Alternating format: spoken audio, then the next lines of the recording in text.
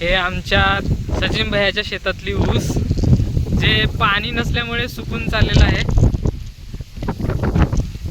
पावसाचा वाट पाहता शेतकरी सर्व परेशान.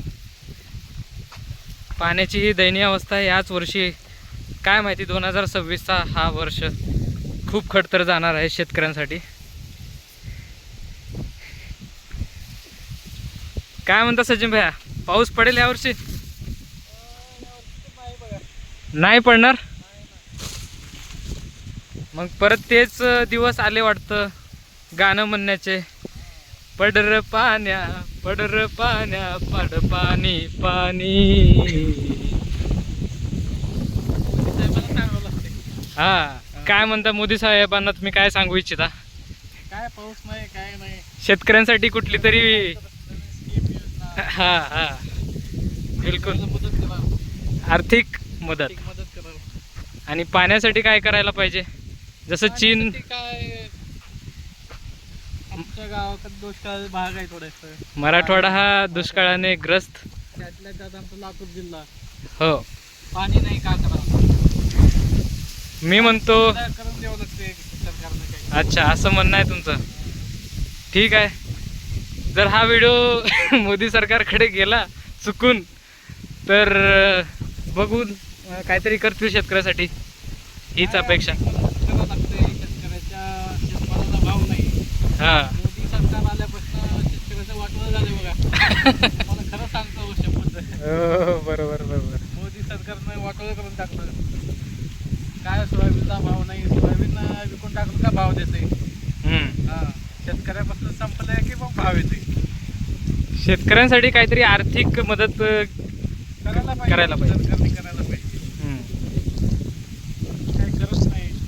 पाण्याची ती योजना आमिर खानने जशी राबवली होती तशा पद्धतीची योजना काहीतरी अंमलात आणली पाहिजे मोदी सरकारने. पाणी अडवा, पाणी वाचवा.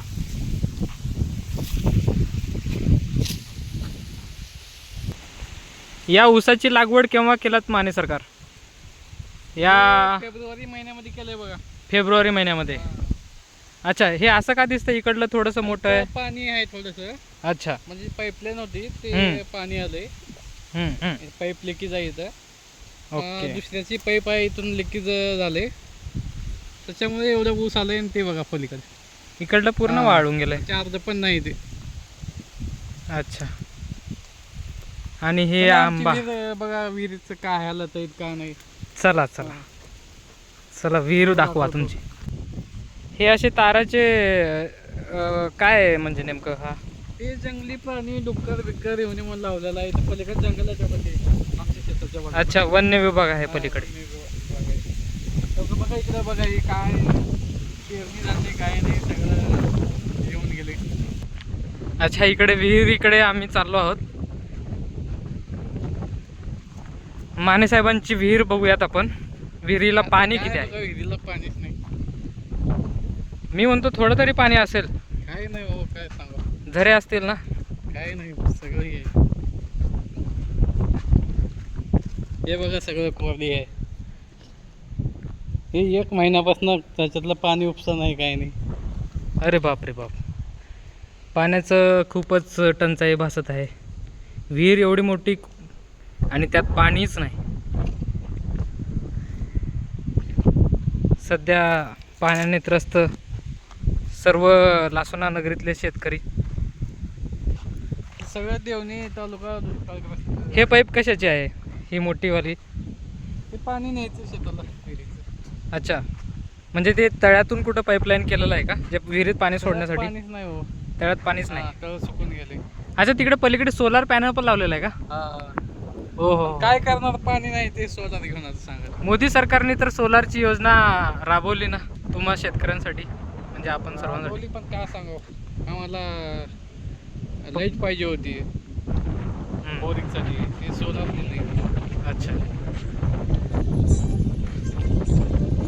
तर सर्व शेतकरी बांधवांना जी आर्थिक मदत हवी होती ती पाण्याच्या संदर्भात हवी आहे.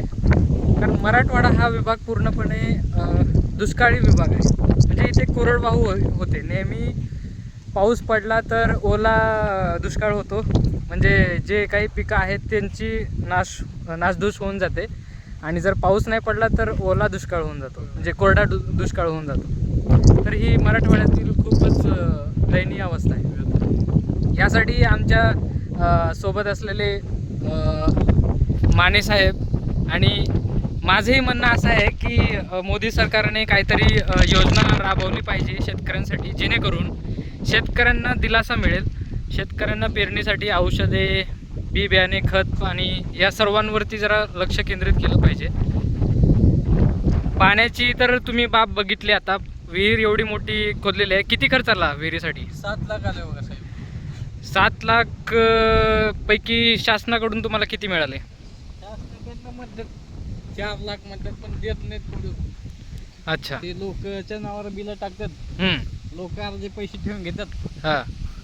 आणि काय आपल्याला 2-3 लाख रुपये येतात. बर, म्हणजे शासनाकडून आपल्याला मदत होते, पण कटत आपल्यापर्यंत ते खूप कमी रक्कम येऊन जाते. म्हणजे वरचा सगळा रक्कम जे आहे ते तुम्ही भरलेली, आणि त्यात पाण्याची अवस्था अशी. तर चला, नमो नरेंद्र मोदी साहेबांना माझीही अशीच विनंती आहे की सर्व शेतकरी बांधवासाठी काहीतरी योजना अंमलात आणली पाहिजे.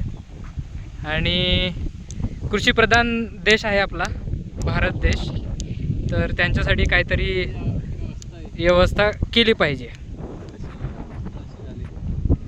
चला, तर आजच्या चॅनलमध्ये इथेच आपण थांबूया.